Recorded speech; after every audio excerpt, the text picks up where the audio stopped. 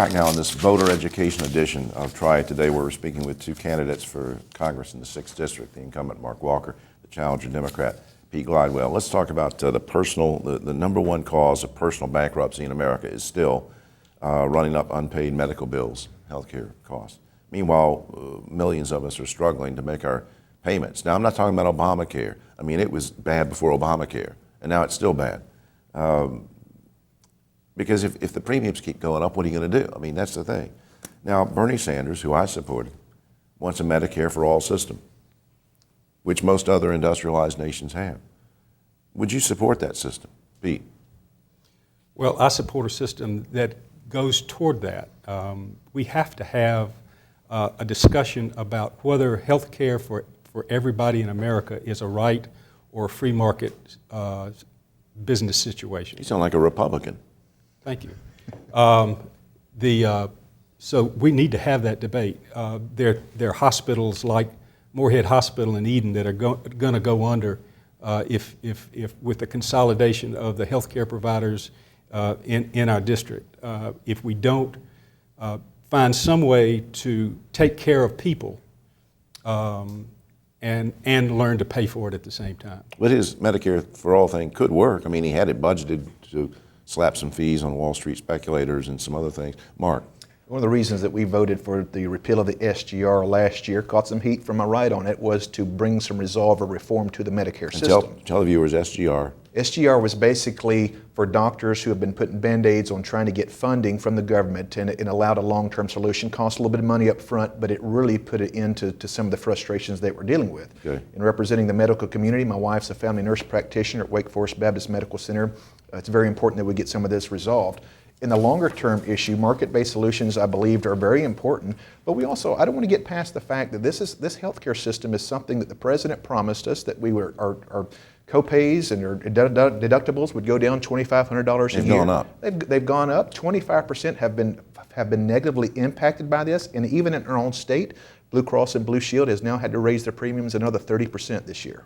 Yeah, well, don't get me started on Blue Cross Blue Shield. Pete, But the reason for this is we didn't expand Medicaid in North Carolina, and so our hospitals are eating $443 million worth of uncompensated care, and therefore they have to raise the cost of the insurance in order to cover it. That's right. I agree with you, Pete. But the other thing that gets me mad about the insurance companies is it doesn't matter that they have to cover you. They can keep raising your premiums, you know. And so if you can't pay for the premiums, you don't have coverage. And you haven't been denied coverage, you just can't pay for the premium. My question would be, very quickly, yes or no, would you favor capping premiums? No. I wouldn't be either. What's wrong with you two guys? Well, that's the end of this show. No, we'll keep going. Both of you disagree with me in one answer. I will say this, if we could get to a single payer situation, the administrative cost for Medicare is 2%. The administrative cost for Blue Cross and Blue Shield with administration and profit is 15%. So there's 13% in there that could be saved for the consumer somewhere along the way. Absolutely. The two of you know that the cost of running a campaign's gotten out of hand. Super PACs. Look at the 13th District. That was essentially, that race was bought. I wrote a column about it for this week. That was bought in the 13th District.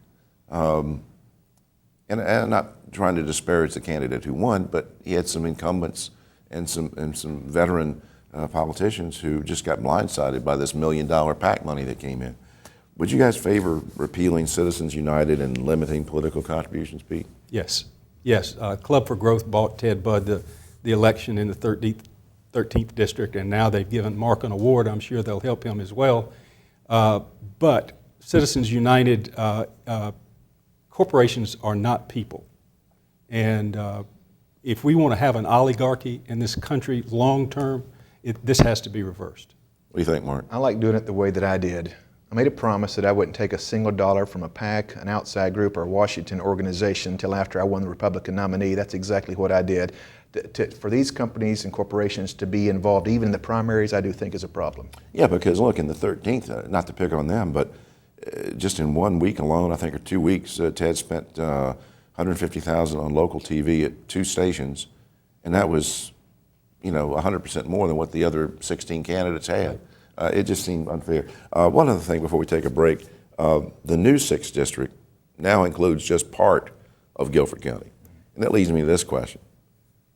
Wouldn't you be in favor of having this redrawn so that there's no partial counties and districts, Pete? Yes, I have contacted Richard Vinroot and Governor Martin, who are both Republicans. Governor Martin was my chemistry professor and fraternity advisor at Davidson when I was there, about coming up with a nonpartisan redistricting commission for North Carolina. It's the only way, because we talk about having the will of the people.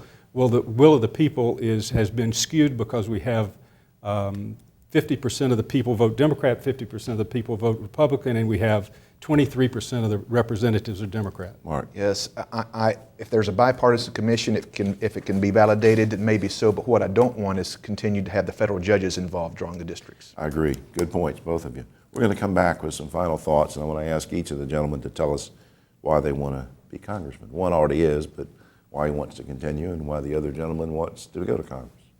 So we'll